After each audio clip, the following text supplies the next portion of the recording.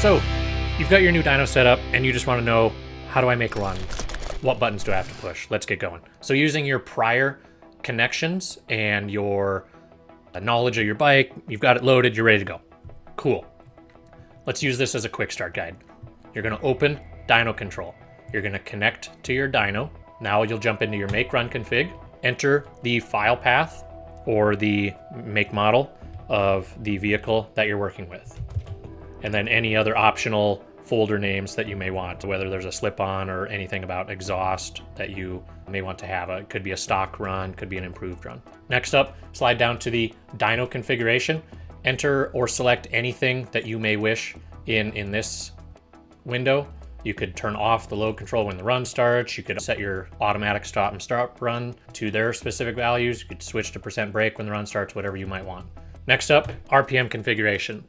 Select your desired RPM source. Of course, if you're using one of our inductives, make sure you're clipped around the primary pickup on a primary wire or a secondary around a secondary, and then select your desired inductive filter that will keep a nice steady RPM signal. Wideband configuration, if your dyno is so equipped with either a standalone or an onboard, you can toggle what you would like the behavior of that module to be. So you can automatically turn your air pump on if you are running with the copper sniffer tube down the tailpipe for the air pump. Your sensor heaters, you can turn them on and off automatically when either the engine is running or the drum is turning or both. And then lastly, be sure to choose the right type of fuel that you might be using for your application. Gasoline is our default.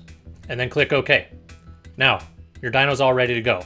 If we were on a dyno and our bike was running, we'd want to make sure our tachometer is reading appropriately. If it has some glitches in it, jump back into that make run config on the RPM tab, select a different inductive filter, maybe switch to a different wire.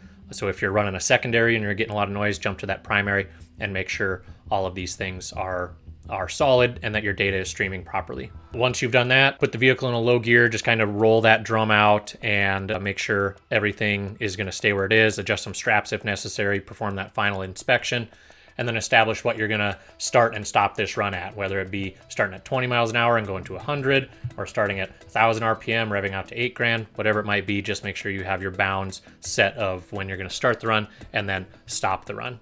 Now, once you're ready to perform that run, hit the sample button and crack it wide open, or whatever throttle position you're going to run. Allow that sample to continue to run throughout the duration of the run, or you could press the green button on the pendant, press the green button on the pendant again, and then click save. Enter any other run notes that you may want in this window, and then click save. So since we actually didn't collect any data here, we'll just kill this run. Now we have at least 2 runs up here. So now let's move on to what our deliverable would be to our customer. So we got the first run in. Here's the first run of our Indian Challenger or CBR 600, whatever it might be. That was our stock baseline, and then here's our stock improved run after doing some tuning. So then from here, you would jump out, you could print this for the customer, you could save it as an image and share it with the customer, and so forth. So now this would conclude being able to do a dyno run and get this information to the customer, and on you go, ready for the next bike.